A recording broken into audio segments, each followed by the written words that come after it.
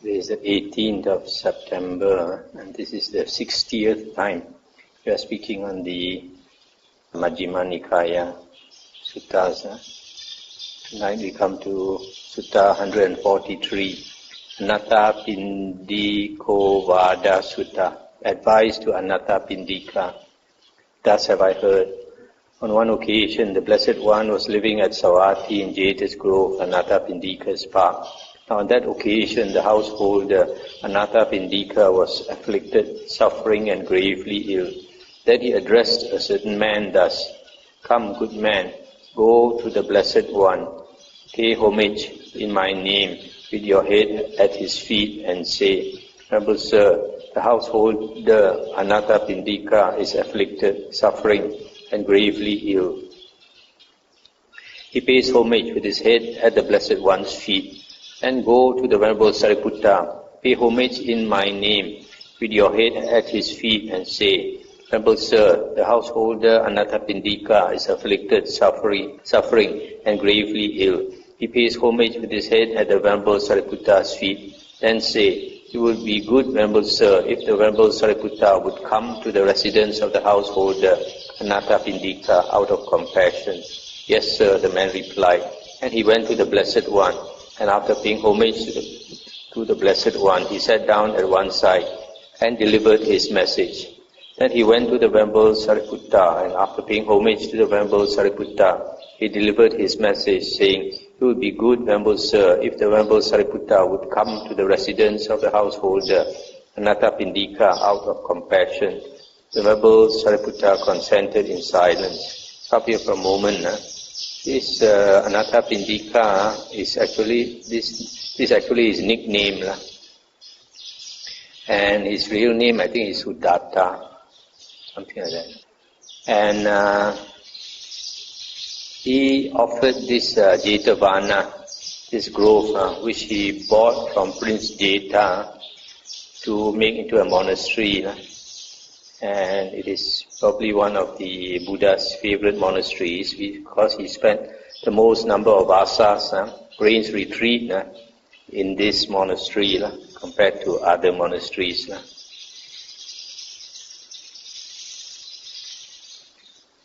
Also, you notice here, this Anathapindika is gravely ill, and he asked a man to go and inform the Buddha, and also to inform Venerable Sariputta. But he only asked the Venerable Sariputta to come and visit him, come to his residence. It seems that of all the monks, he has the greatest respect for Venerable Sariputta. Then the Venerable Sariputta dressed, and taking his bowl and outer robe, went to the residence of the householder Anathapindika, with the Venerable Ananda as his attendant. Having gone there, he sat down on a seat made ready, and said to the householder Anathapindika, "I hope you are getting well, householder. I hope you are comfortable. I hope your painful feelings are subsiding and not increasing, and that their subsiding, not their increase, is apparent."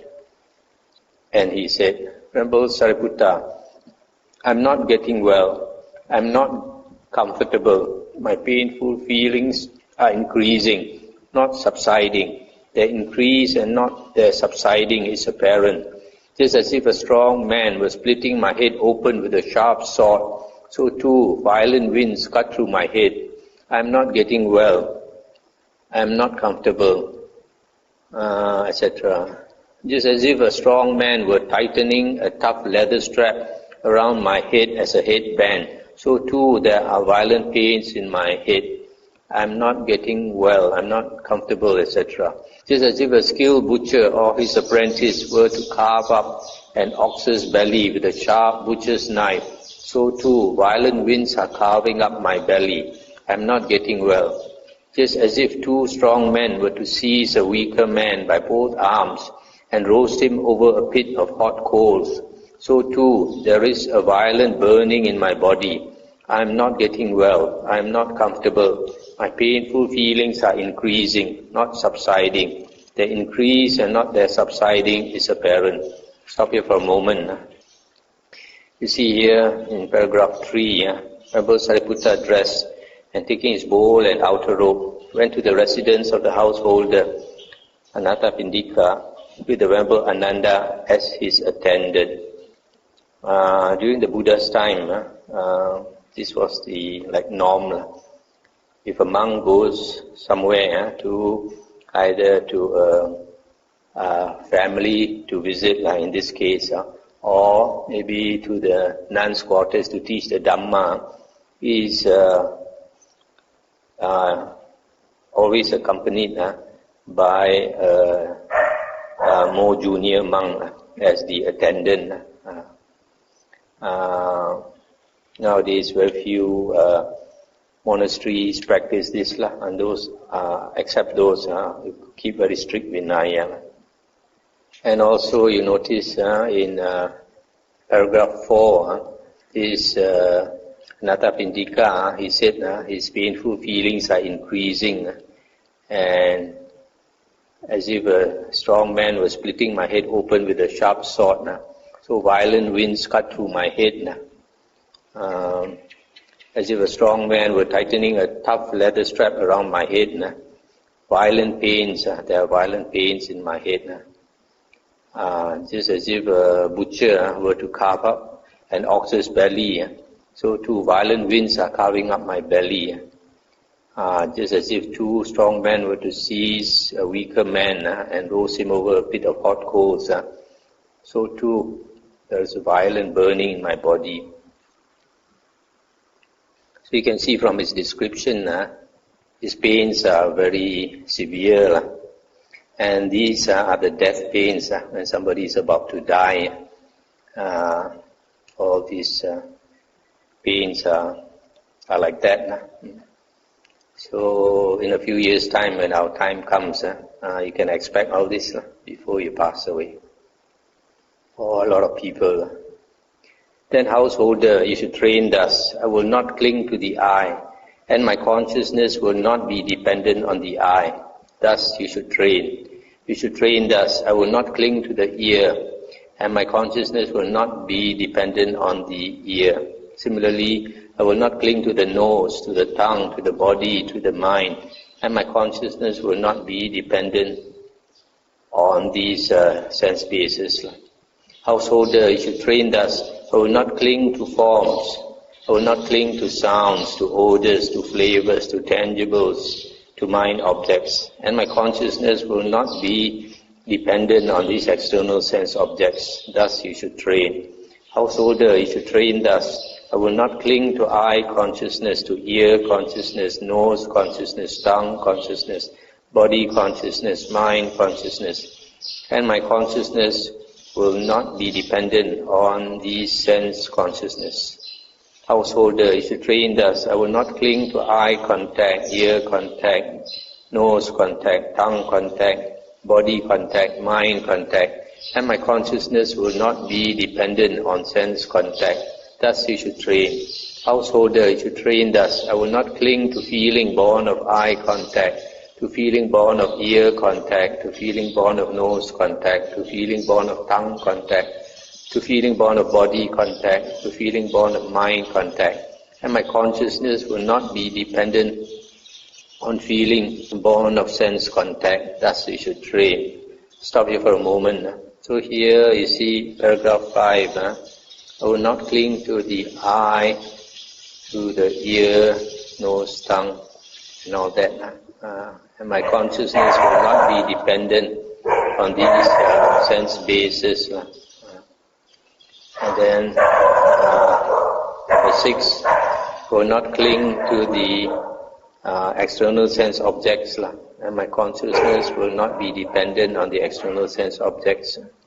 Number 7, I will not cling to eye consciousness, ear consciousness, etc., and my consciousness will not be dependent on these sense consciousnesses. So this one you see here is like implying there is another type of consciousness other than these 6 sense consciousnesses. In the Kevada Sutta of the Digha Nikāya, the Buddha said that the state of Nibbana or Parinibbana, in that state, after Arahant has passed on, that there is a type of consciousness which is luminous and boundless, and yet it is different from the normal consciousness in that it has no object. Normally, our sixth sense consciousness must have an object. Eye consciousness, you must have a form for you to see before the eye consciousness can arise. Similarly, there must be sound before the ear consciousness can arise, etc. For the sixth sense basis. But for this state of Parinibbana, after Arahant has passed on, that consciousness is boundless and has no object. As the Buddha says, has no long and short, no big and small, etc. No discrimination.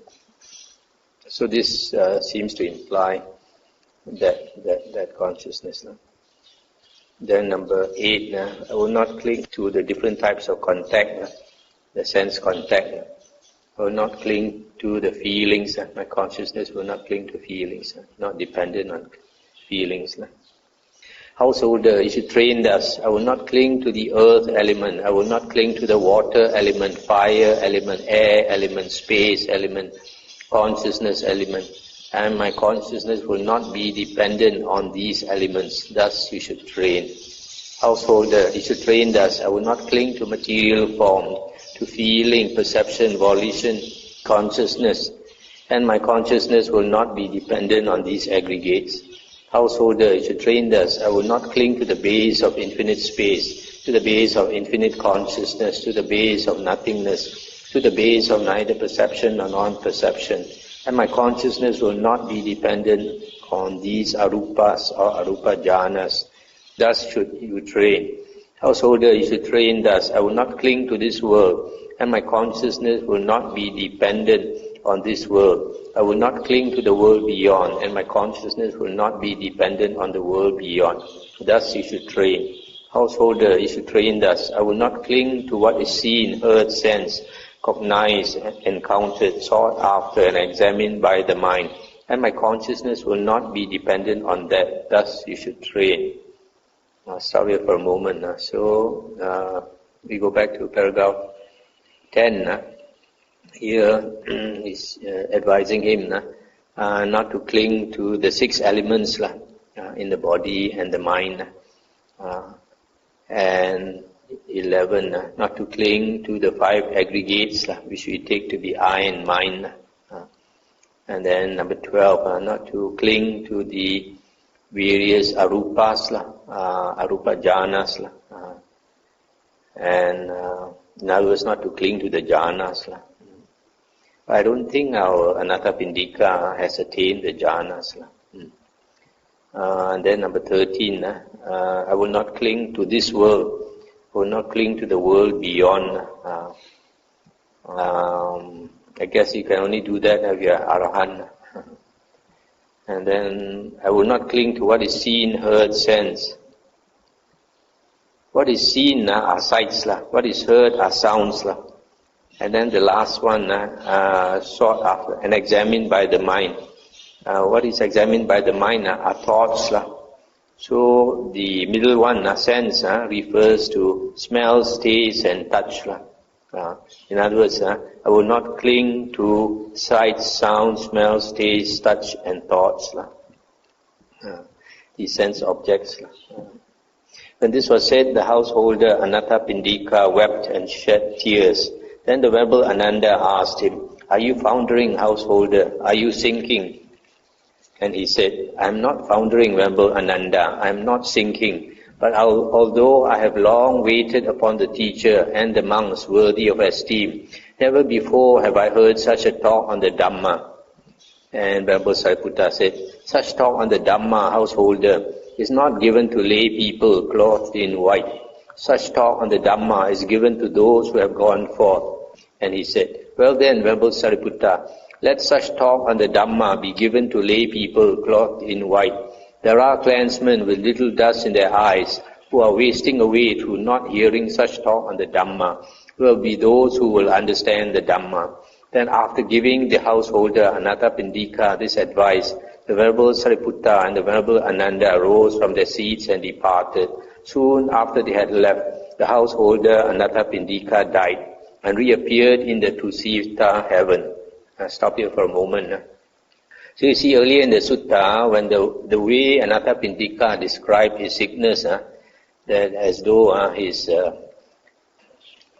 description, as though you are saying that his painful feelings are increasing, violent winds cut through the head, violent pains in the head, violent winds carving up the belly, violent roasting in the body, all this.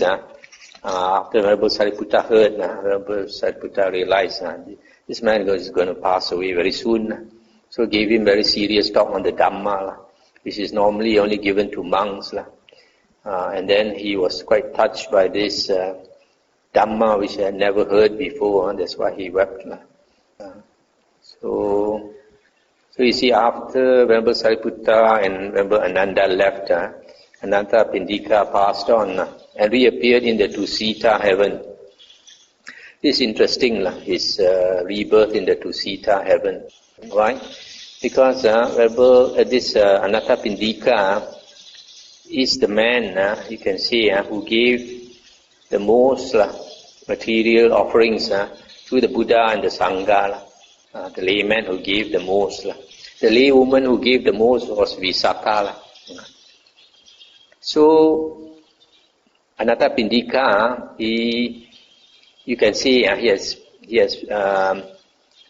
has perfect dana. He has done perfect dana.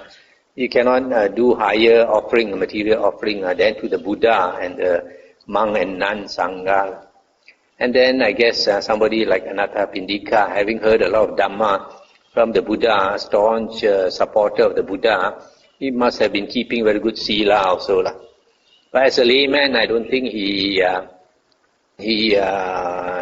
really meditated and attained the jhanas. So you see, somebody who has perfect dana and sila is reborn in the Tusita heaven.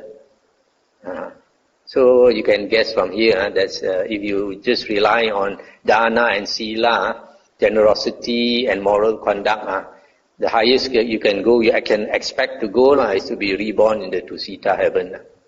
So this is the fourth heaven in the sensual desire realm. The lowest is the heaven of the four great heavenly kings. The second is the Tavatimsa heaven, the heaven of the 33 gods.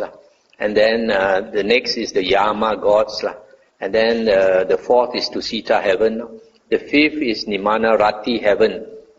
And the sixth is Paranimita Vasavati heaven. The fifth and the sixth, they have very high blessings, so much so that when they just think of anything they want, it appears.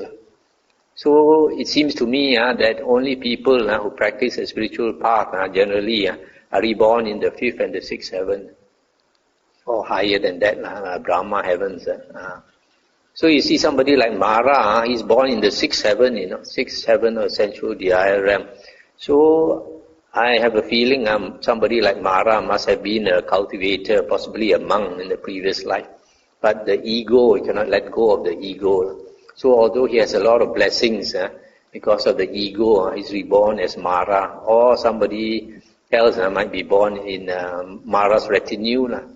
So have a lot of blessings, but this shows this ego is very important. It's very important to cut, to eliminate. Otherwise, you'll be joining Mara up there. Then when the night was well advanced, Anathapindika, now a young god of beautiful appearance, went to the Blessed One, illuminating the whole of Jeta's grove. After paying homage to the Blessed One, he stood at one side and addressed the Blessed One in stanzas. Oh, blessed is this Jeta's grove, dwelt in by the sagely Sangha, wherein resides the King of Dhamma, Dhamma Raja, the fount or source of all my happiness. By action, knowledge and Dhamma, by virtue and noble way of life, by these are mortals purified, not by lineage or wealth. Therefore, a wise person who sees what truly leads to his own good should investigate the Dhamma and purify himself with it. Sariputta has reached the peak in virtue, peace and wisdom's ways. Any monk who has gone beyond, at best, can only equal him. That is what the young god Anathapindika said, and the teacher approved. Then the young god Anathapindika, thinking, the teacher has approved of me, paid homage to the Blessed One, and keeping him on his right, he vanished at once. When the night had ended, the Blessed One addressed the monks thus, Monks, last night when the night was well advanced, there came to me a certain young god of beautiful appearance who illuminated the whole of Jeta's grove. After paying homage to me, he stood at one side and addressed me in stanzas thus, O blessed is this Jeta's grove, dwelt in by the sagely Sangha, etc. That is what the young god said. Then the young god, thinking, the teacher has approved of me, paid homage to me, and keeping me on his right, he vanished at once. When this was said, the Venerable Ananda said to the Blessed One, Surely, Venerable Sir, that young god must have been Anathapindika, for the householder Anathapindika had perfect confidence in the Venerable Sariputta. Good Ananda, you have deduced the right conclusion. That young god was Anathapindika, no one else. That is what the Blessed One said. The Venerable Ananda was satisfied and delighted in the Blessed One's words. Okay. Now we come to the next sutta, 144, Channovada Sutta, Advice to Chana. This sutta is also found in the Samyutta Nikāya. Under the 35th chapter, the sutta is the 87th sutta there.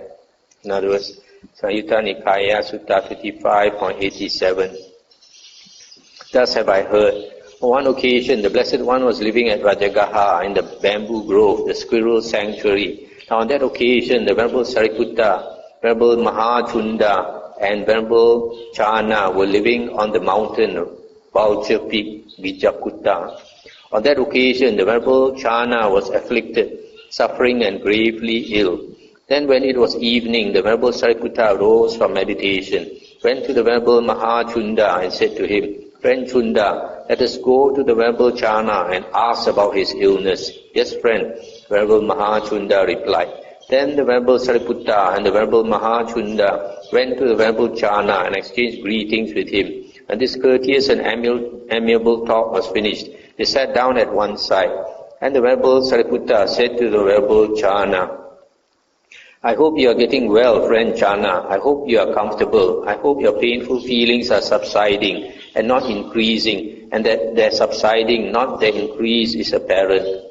And he replied, Friend Sariputta, I am not getting well. I am not comfortable. My painful feelings are increasing, not subsiding. And then he described similarly as the previous sutta, 143, paragraph 4, these death pains that he is feeling. And he said, I shall use the knife, friend Sariputta. I have no desire to live. So this monk, he says he wants to commit suicide. His pains are extremely painful. He has no more desire to live. During the Buddha's time, it's not like nowadays. We have painkillers. We have a lot of very advanced in medicine. In those days, monks, like these disciples of the Buddha, when they are sick, they rely mainly on urine as their medicine. Stale urine. They're supposed to keep urine for 7 days with some medicinal fruits.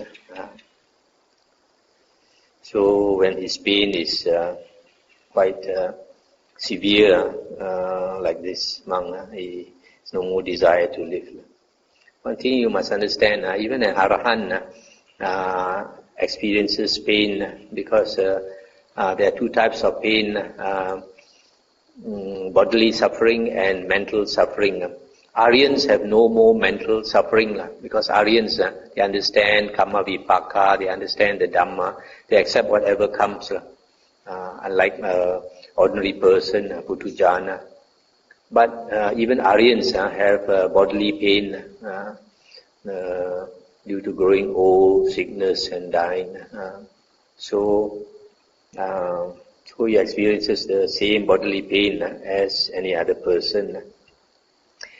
And then Venerable Sariputta said, let the Venerable Charna not use the knife. Let the Venerable Charna live. We want the Venerable Charna to live. If he lacks suitable food, I will go in search of suitable food for him. If he lacks suitable medicine, I will go in search of suitable medicine for him. If he lacks a proper attendant, I will attend on him. Let the Venerable Charna not use the knife. Let the Venerable Charna live. We want the Venerable Charna to live. And he said, friend Sariputta, it is not that I have no suitable food and medicine or no proper attendant, but rather, friend Sariputta, the teacher has long been worshipped by me with love, not without love. For it is proper for the disciple to worship the teacher with love, not without love. Friend Sariputta, remember this, the monk Charna will use the knife blamelessly. Stop here for a moment. So you can see from here, he says, the teacher has long been worshipped by me. Normally, when a monk attains arahanthood, when he comes to tell the Buddha, or he tells other monks, he will say that the teacher has been worshipped by me. That means he has given the highest veneration to the Buddha by attaining arahanthood. So here, he is implying that he has attained arahanthood for a long time. And this is further strengthened by this last sentence here. He said, friend Sariputta, remember this, the monk Charna will use the knife blamelessly. The Buddha says in the suttas that if a monk dies as an arahant, then even if he commits suicide, is blameless because he has finished his work. So it's quite clear from here that he is trying to tell Venerable Sariputta that he's already attained arahanthood quite a long time. But in the commentary, the commentary to this Majjhima Nikāya, the commentaries which are written by later monks, they say that he overestimated himself, that he was still an ordinary person, which I think is not correct. And Venerable Sariputta said, we would ask the Venerable Charna certain questions if the Venerable Charna finds it opportune to reply. Ask friend Sariputta, when I have heard, I shall know. Friend Charna, do you regard the I consciousness and things cognizable by the mind through I consciousness thus? This is mine, this I am, this is myself. Similarly, do you regard the ear, nose, tongue, body, mind, the corresponding consciousness and things cognizable through the consciousness? Thus, this is mine, this I am, this is myself. And he answered, friend Sariputta, I regard the I consciousness and things cognizable by the mind through I consciousness thus. This is not mine. This I am not. This is not myself. Similarly, I regard the ear, nose, tongue, body, mind consciousness and things cognizable by the mind through mind consciousness thus. This is not mine. This I am not. This is not myself. And Venerable Sariputta asked again, friend Charna, what have you seen, what have you directly known in I consciousness, and in things cognizable by the I through I consciousness, that you regard them thus? This is not mine, this I am not, this is not myself. What have you seen, what have you directly known in the ear, in the nose, in the tongue, in the body, in the mind, in mind consciousness, and in things cognizable by the mind through mind consciousness, that you regard them thus? This is not mine, this I am not, this is not myself. And he replied, friend Sariputta, it is through seeing cessation, through directly knowing cessation in the I consciousness, and in things cognizable by the mind through I consciousness, that I regard them thus. This is not mine, this I am not, this is not myself. It is through seeing cessation, through directly knowing cessation in the ear, in the nose, in the tongue, in the body, in the mind, in mind consciousness, and in things cognizable by the mind through mind consciousness, that I regard them thus. This is not mine, this I am not, this is not myself. Stop here for a moment. So this Venerable Sariputta, because he does not have psychic power, he is not able to read the mind of this Venerable Channa and determine whether he is already an Arahant or not. That's why he asked him these Dharma questions to try to test him to see whether he is an Arahant or not. But he replies, his replies are appropriate of an Arahant. That he says, he sees all these sense organs, sense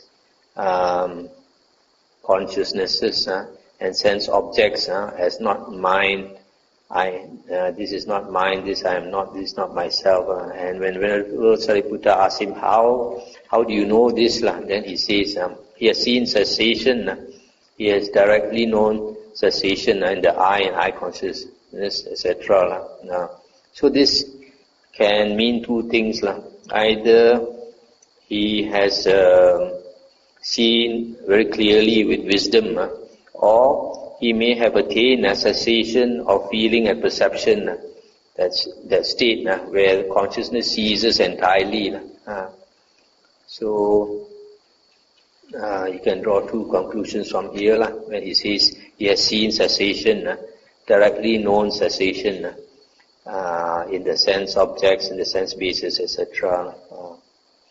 Either he has seen by wisdom or he has seen directly through cessation of feeling and perception. But in either case also, you can see from here, he's very sure of himself, like Venerable Channa, very sure of himself.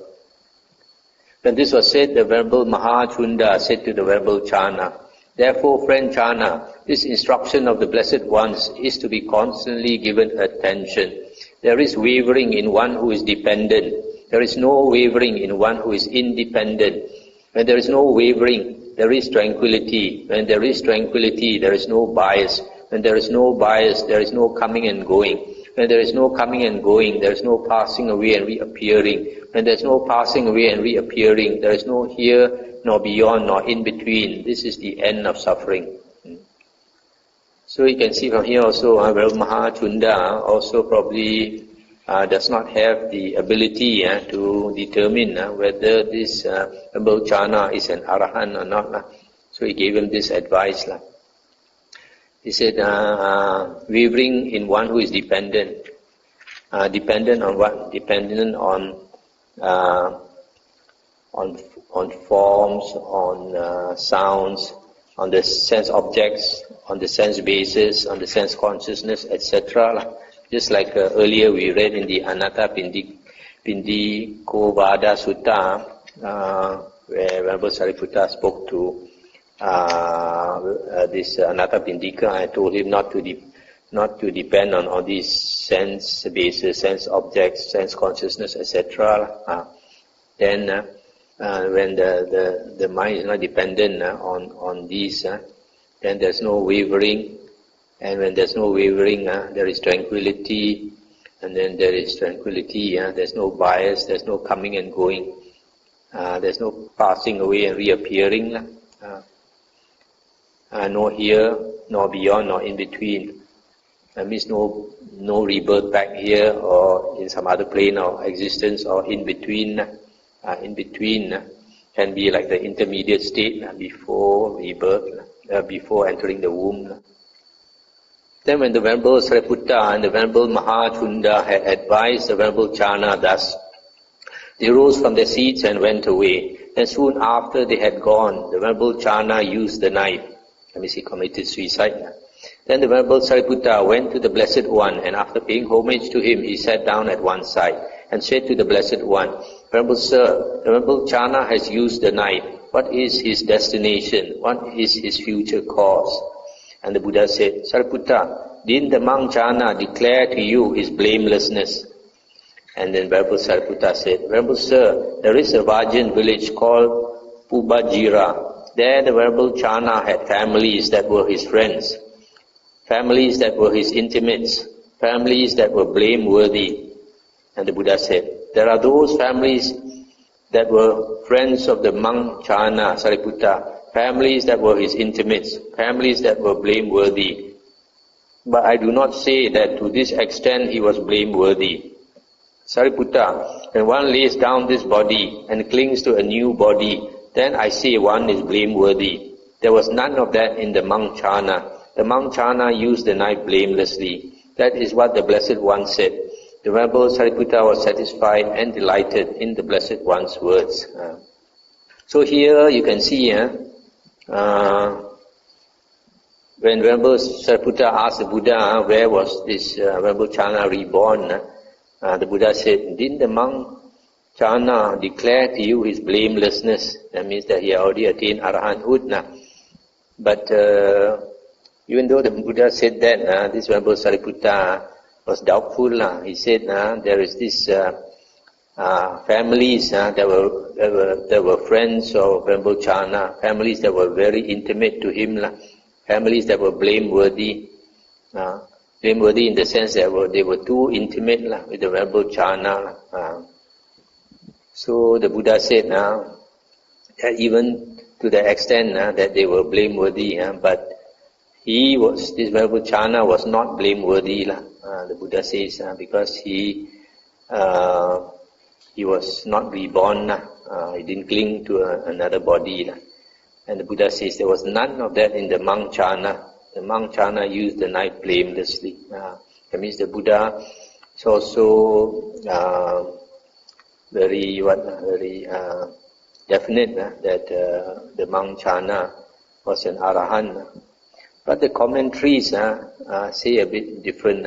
The commentaries say that this Venerable Channa cut his throat, and at the moment he cut his throat, fear arose, meaning he was still an ordinary person, a putujana. Then he immediately meditated and developed insight and became liberated. It's hard to believe. I think if he has fear at that stage, it's difficult to calm his mind and develop insight and attain arahanthood all in a matter of a few seconds. And also the commentary and the sub-commentary says, when this sutta mentions families that were his friends, families that were his intimates, families that were blameworthy, the commentaries and sub-commentaries says that Venerable Channa associated with families in improper ways. But I don't think as an arahant he behaved improperly to these families. I think the most was he was very intimate to them. Probably they were very have strong affinity with him through many lifetimes. So he was very intimate with them. Probably goes often to see them, to teach them the Dhamma, to accept their offerings and all that. But you can see, since the Buddha said there was none of that in the monk Channa. The monk Channa used the knife blamelessly. So you can see from here what the commentary says cannot be accepted, cannot be trusted. The monk Channa, he said, for a long time already, he had worshipped the Buddha. For a long time already, he had attained arahanthood. So this is one of the suttas which shows that during the Buddha's time, there were some arahants who committed suicide. But in the Buddha's Dhamma Vinaya, it is blameless so long as he has finished his work. If he has finished his work, does not take up another body, that he can commit suicide as not blameworthy at all. Now we come to Sutta 145, Punnovada Sutta, Advice to Punna. This sutta is also found in the Samyutta Nikāya 35.88. Thus have I heard, on one occasion the Blessed One was living at Savatthi in Jeta's Grove, Anathapindika's park. Then when it was evening, the Venerable Punna rose from meditation and went to the Blessed One. After paying homage to the Blessed One, he sat down at one side and said to him, Venerable Sir, it would be good if the Blessed One would give me brief advice. Having heard the Dhamma from the Blessed One, I will abide alone, withdrawn, diligent, ardent and resolute. Well then, Punna, listen and attend carefully to what I shall say. Yes, Venerable Sir, the Venerable Punna replied. I'll stop here for a moment. When a monk has ordained, has taken the higher ordination, he's supposed to stay with the teacher for 5 years. either stay with the preceptor or stay with the teacher. The preceptor in Pali is called the Upajjhaya. The teacher in Pali is called the Acharya. This word Acharya in Thailand came to be called Achan. So it looks like this Venerable Punna, he has gone through this probationary period of 5 years staying with a teacher. Now he wants to go and stay alone and practice hard. So he came to the Buddha for some brief instructions. The Blessed One said, Punna, there are forms cognizable by the eye that are wished for, desired, agreeable and likable, connected with sensual desire and provocative of lust. If among delights in them, welcomes them and remains holding to them, delight arises in him. With the arising of delight, Punna, there is the arising of suffering, I say. There are, Punna, sounds cognizable by the ear, odors cognizable by the nose, flavors cognizable by the tongue, tangibles cognizable by the body, mind objects cognizable by the mind that are wished for, desired, agreeable and likable, connected with sensual desire and provocative of lust. If among delights in them, welcomes them and remains holding to them, delight arises in him. With the arising of delight, Punna, there is the arising of suffering, I say. Punna, there are forms cognizable by the eye, sounds cognizable by the ear, odors, flavors, tangibles, mind objects that are wished for, desired, agreeable and likable, connected with sensual desire and provocative of lust. If among does not delight in them, welcome them and remain holding to them, delight ceases in him. With the cessation of delight, Punna, there is the cessation of suffering, I say. Stop here for a moment.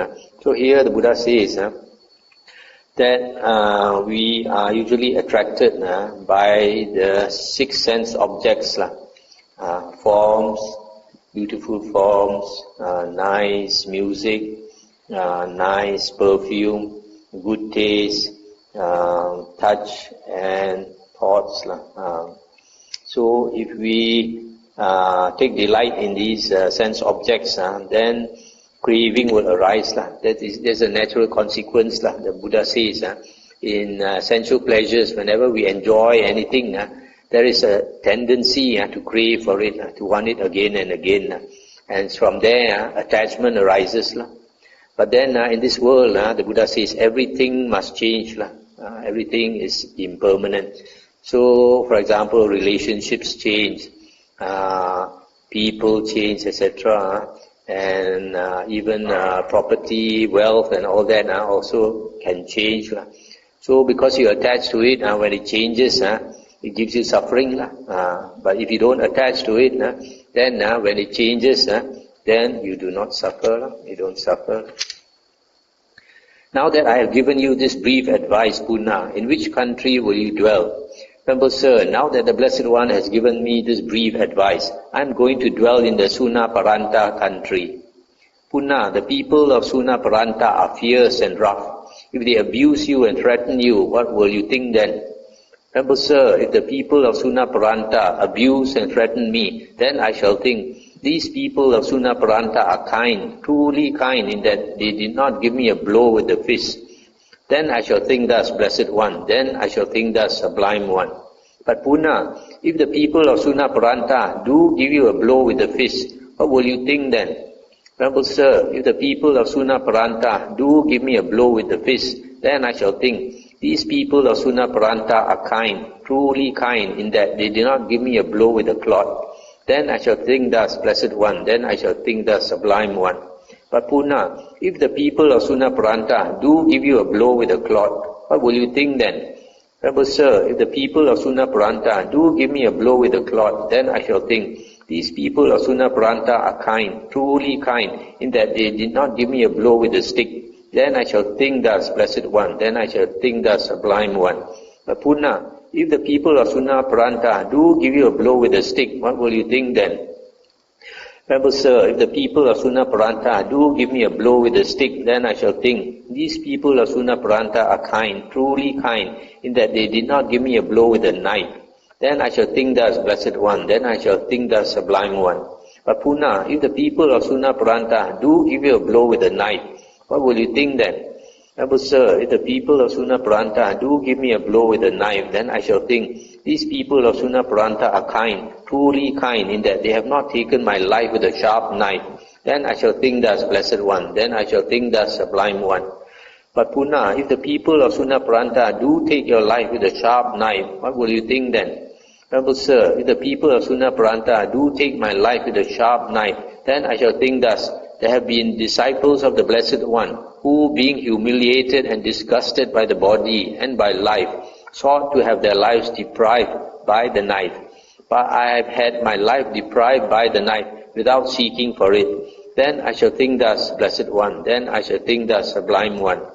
And the Buddha said, good Punna. Possessing such self-control and peacefulness, you will be able to dwell in the Sunaparanta country. Now, Punna, it is time to do as you think fit. I'll stop here for a moment. So you can see from here, this monk, he's a person with great forbearance. He says, even these people do all these things to me, I'll still be happy. Even they take my life also, I will think. There are disciples of the Buddha who ask to be killed, who commit suicide. But here I don't have to ask, they take my life. It shows that he has seen the Dhamma very clearly. He's Arya. Even he dies also, he doesn't mind. Also, he knows that these people of Sunaparanta are very fierce and rough, yet he still wants to go to such a place. So actually, a lot of the Buddha's disciples, these Arahant disciples and Aryan disciples, they are the ones who went all over India to teach the Dhamma to people. And it is not the so-called Bodhisattvas. These Bodhisattvas, Manjusri and Avalokitesvara and all these, all were appeared later in later books that suddenly surfaced. The actual people who did all this teaching of the Dhamma were all the Aryan disciples of the Buddha. That's why today we are so fortunate to have this teaching transmitted down to us after 2,500 years. Then having delighted and rejoiced in the Blessed One's words, the Venerable Punna rose from his seat and after paying homage to the Blessed One, departed keeping him on his right. He then set his resting place in order, took his bowl and outer robe, and set out to wander towards the Sunaparanta country. Wandering by stages, he eventually arrived in the Sunaparanta country, and there he lived. Then during the rains, the Venerable Punna established 500 men lay followers and 500 women lay followers in the practice, and he himself realized the three true knowledges.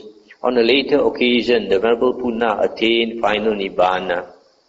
Then a number of monks went to the Blessed One, and after paying homage to him, they sat down at one side and told him, Venerable Sir, the clansman Punna who was given brief advice by the Blessed One has died.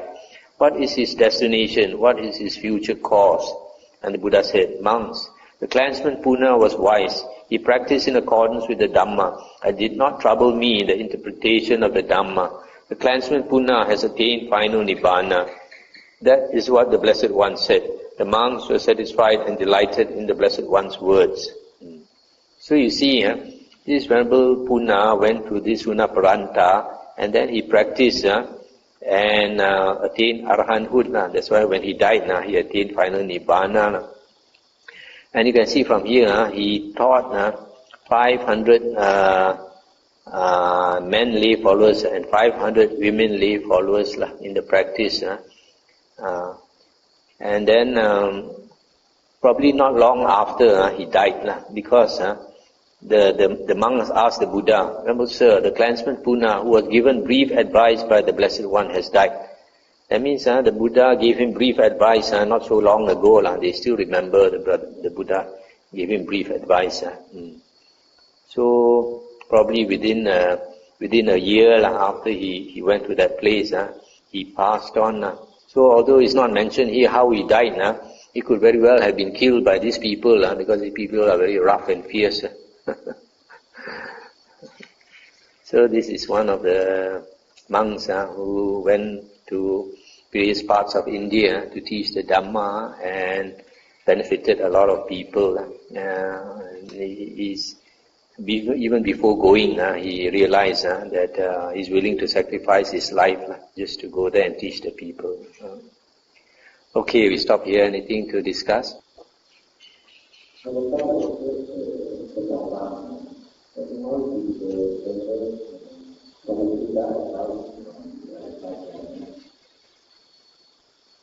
Maybe Venerable Sariputta gave him this talk. It's like a general talk that they normally give to monks, because you must remember during the Buddha's time, there are thousands and thousands of monks. So when the monks died, probably Venerable Sariputta had to give this standard talk to them. So that's why he talked on these things. You find many of the things, I would imagine they are beyond the practice of this Anathapindika. But anyway, that's why this you can see, this Anathapindika, I never heard this kind of talk before. He was so moved, he shed tears.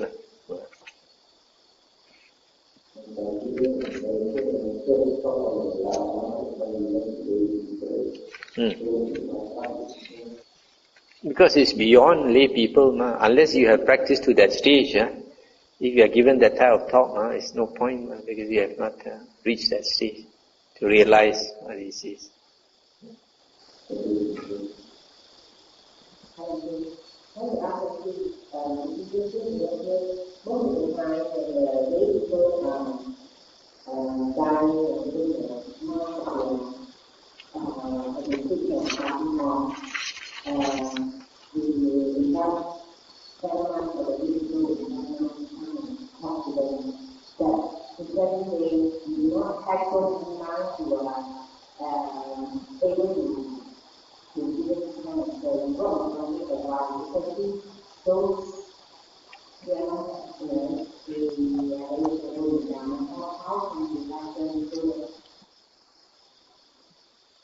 I think when a person is dying, there is not much we can do to help that person. What he has done the last few years, his karma will support him. If a person has practiced the Dhamma for several years, then when death comes, he's prepared. But if a person has not practiced the Dhamma, and last minute you want to teach him the Dhamma, it's quite impossible. Quite impossible. A lot of people, they have told me that their mother or their father has not been interested in the Dhamma. So now when the time for them to approach death, death is approaching, then they start to see relatives who have passed on, that means the ghosts of relatives who have passed on appearing to them. Then they get scared. Then they, like today, one man asked me to go for house dana because the mother is not interested in the Dhamma. So at least to give her an opportunity to do house dana offering to monks, so at least she can benefit. So I think if such a person, even we were to go there and speak the Dhamma to them, it's not easy for them to comprehend the Dhamma. Especially so late in life, their mind is already weak, their mind is troubled, utterly confused. It's not easy to understand. It takes a lot of effort to prepare. Actually, to prepare for death, it takes many years. Many years. Just like a long distance run. It's not a short run, 100 meters dash.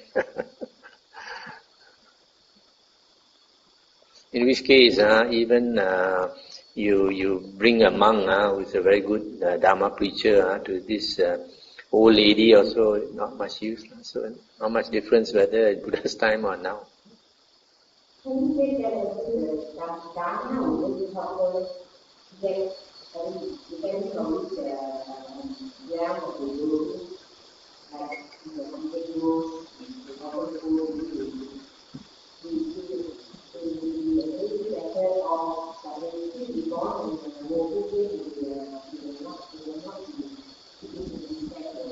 Yes, yes. So at least if they are born in the woeful place, at least they get food to eat lah. That's important. Born as a animal also, you get food to eat lah, as a rich lady's dog or something.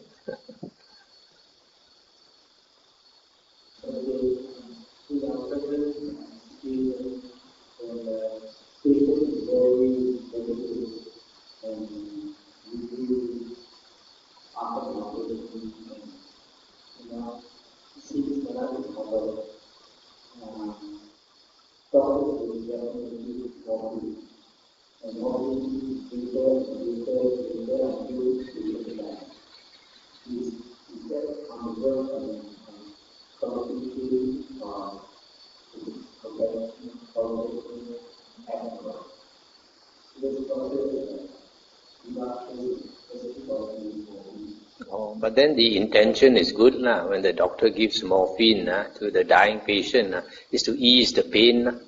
But of course, it's up to the family lah. If the family feels it's not good for that person, then can stop the doctor lah.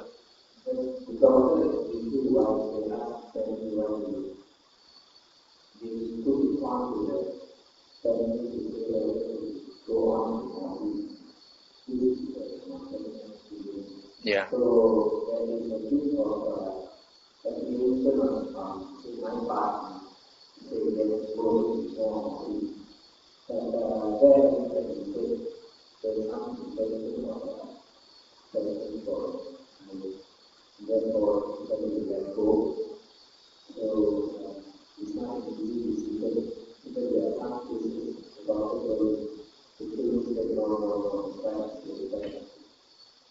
I think generally for most ordinary people, they need the morphine so to help them ease the pain. But for some, the very few people who practice meditation, they want to keep their mind very clear. Then they might inform before the time comes that they don't want morphine. They don't want all these things to cloud their mind. Some of them might even not want any anesthetic and all these things because their mind is strong. But very few people are up to that level. So sometimes also you don't know the situation, you just have to rely on the doctor, isn't it? Just trust the doctor, isn't it?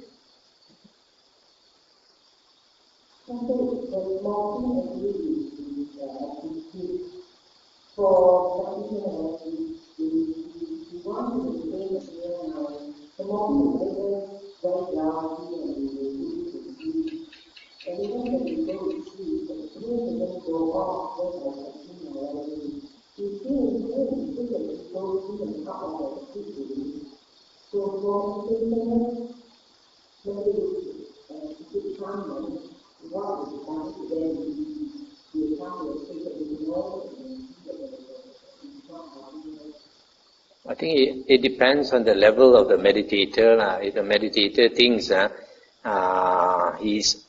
he's able to withstand the pain, then it's very good. He can request for it.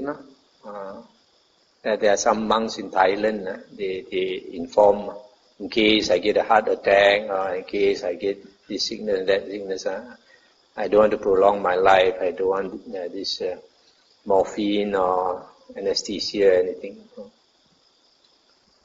But you got to be quite sure you can stand. I have a doctor friend in Sydney, and he's a specialist, one of a few specialists in this anesthesia, working with terminal cancer patients. And he says that at the last stage, this pain obsesses their mind. So you give them painkillers after some time or so, it's useless. They keep thinking, it's like a habit ingrained in their mind. They can't think of anything except pain. So he says now the approach is to distract them by three things. One is to teach them meditation. Another one is like Tai Chi. Another one is yoga or something. Help them to relax and not to think of the sickness and the pain. Okay, shall we end here?